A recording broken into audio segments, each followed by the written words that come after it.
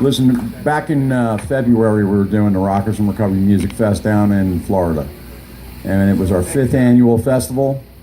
And we needed some speakers for the festival, and I called Tim.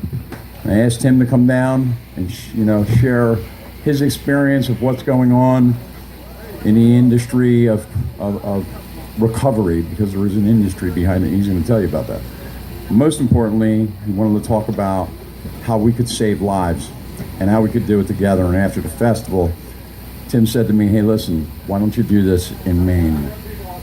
And I said yes, sight unseen. And then we came up here and I seen what it was about. And look at this property.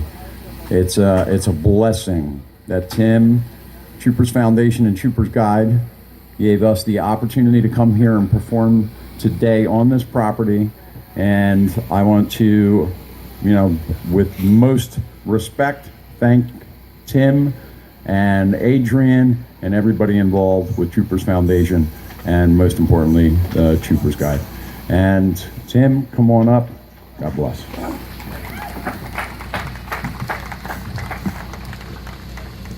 Who would have ever thought? My name's Tim Cheney, and I am a person in long-term recovery. I hate the word addict, so I don't use it. Well, I do in meetings occasionally, but other than that, I don't. And what that means is I haven't used any opioids, heroin, alcohol, anything else for over 35 years. Woo! And I came here in 1997, and I spent the night up in one of the apartments before it got sort of redone, sort of a Jenny Jones makeover. And so when I fell in love with the property, I walked down to the water, and Kim was talking about, Dr. Johnson was talking about safety and purpose, and being loved as the 3 major ingredients for a successful and sustainable transition into long-term recovery. And I came here and I walked down to the water, and normally these fields are not mowed. We leave them with the wildflowers, etc., for the birds. But this year for the festival, we started grooming it so that everybody wouldn't get ticks, etc., and it would look pretty. And I walked down to the water, and these tears started streaming down my face. Now, I'm not that emotive, And so when this happened, and I just knew there was this energy in this property, and I knew that I was supposed to be here. And so I walked up, and inside the barn, there was a couple that had owned the place, and they were sitting in there. The guy was smoking a pipe. They were feeding the chipmunks with sunflower seeds. And I said, "I know you guys tried to sell this years ago. If you ever put it on the market again, please let me know. I'll buy it." And there's a gentleman here, I think, is Bobby here? Bobby Weir? All right, well, anyway, Bobby was the one who sent me over. Now, he was a real estate broker, and Bobby said to me, "Nah, Tim, you're not going to want that. It's too much." And so I called Bobby up and said, "I'm going to buy the property," and I got a free dinner out after I closed, and even with an appetizer. But the point being was that I knew I was supposed to be here.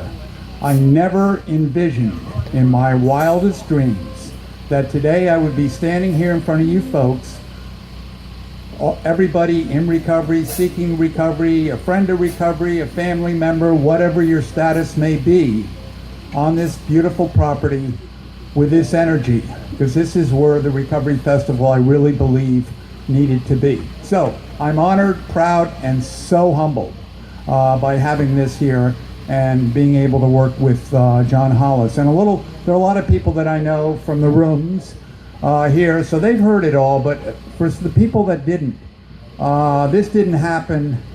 This was a little over 35 years ago. I was under Grand Central Station. I was a heroin addict. The only veins left were my neck and my groin is not, that's where the buck stops. And so I ended up in an emergency room in New Haven, Connecticut, because that's where I come from. And I had a knife wound in my stomach, and I had cellulitis, I had cirrhosis, I had acute hepatitis C, I had skin falling out of me, and I'm strapped down to a gurney.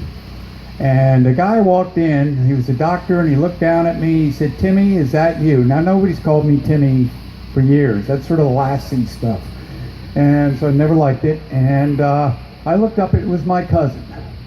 And my cousin had grown up to be a doctor. He was rotating through at Yale.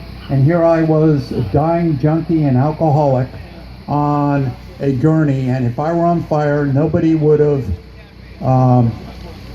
done anything to put me out. And I realized the light went on that I was dying. And I had been in 42 different behavioral health care, spent 13 years on high-dose methadone in Boston, and I was done. I never, when I was a kid, I was told once an addict, always an addict, you die an addict. I never knew recovery was possible. And this is to do this. And so I am so, this is just a wonderful moment for me. I do want to talk about one or two little things.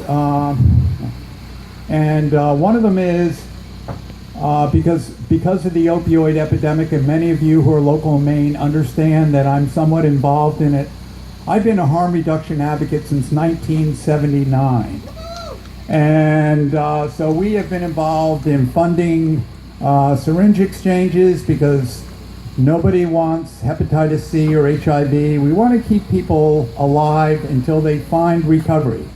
So I'm an advocate for that, but I'm also involved with some opioid Grace Street Recovery Services. We have the first medication-assisted recovery home where you can actually be medicated and get all the treatment, not for $30,000 a month, for about $3,000 a month, and the state pays for it. All right? And that's in Lewiston. It's a beautiful building. And so what we've been trying to do, my message has been to the treatment field for the last 6 years, that there not only are there many paths to recovery, but many paths in recovery. And what that means is that medication status has nothing to do with recovery capital. There's type 1 diabetes, there's type 2 diabetes. There are a lot of sociological, psychological factors that fall into everybody's addiction, play into people's addiction.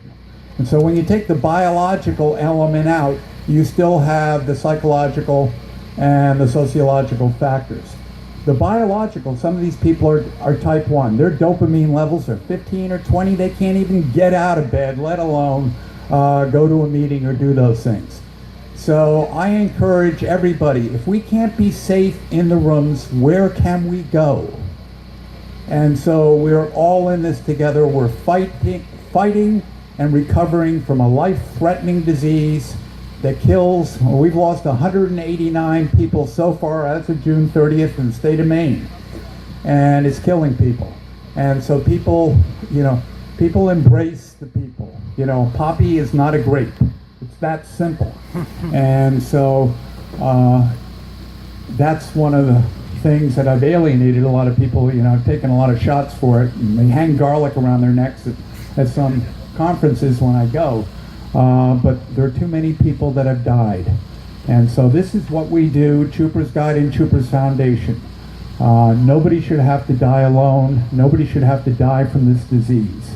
And I have a t-shirt here that says "Dead Addicts Don't Recover." And so what we need to do is to be able to keep people alive long enough till their prefrontal cortex has some executive functioning so they can understand the consequences of what they're doing. There's a natural remission rate, and Winnick did a study in '62 about this, and we've done many studies since then, but the bottom line is if we keep addicts alive till they're 30, 32 years of age, chances are they're just too old to jump over a fence with a TV set anymore. Just doesn't happen. So, I encourage everybody to, I know the Maine folks have been really good about this, and very open-minded about it.